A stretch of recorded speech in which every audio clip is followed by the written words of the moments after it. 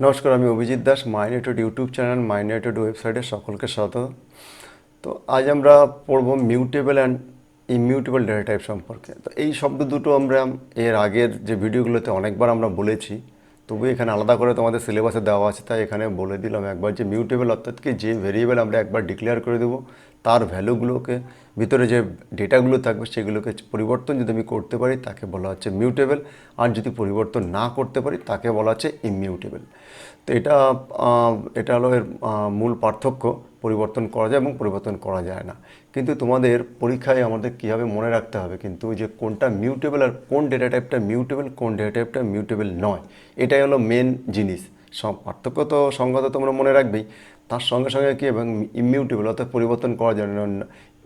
Int, float, complex, string, tuple, range, bool and none, এগুলো কিন্তু পরিবর্তন করা যায় না।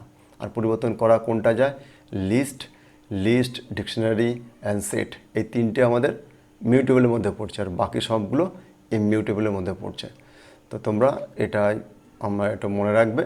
এবং এরপরে আমাদের কি এটা দেওয়া আছে একটা সংক্ষিপ্ত টেবিল, অর্থাৎ আমরা এই যে যতটা ভিডিওগুলি পড়লাম, এই যে চ্যাপ্টারটা পড়লাম, সেই চ্যাপ্টারের পুরো যে আইটেমগুলো পড়লাম সবগুলো আমাদের খুব সংক্ষেপ আকারে এখানে একটা টেবিল আকারে দেওয়া আছে।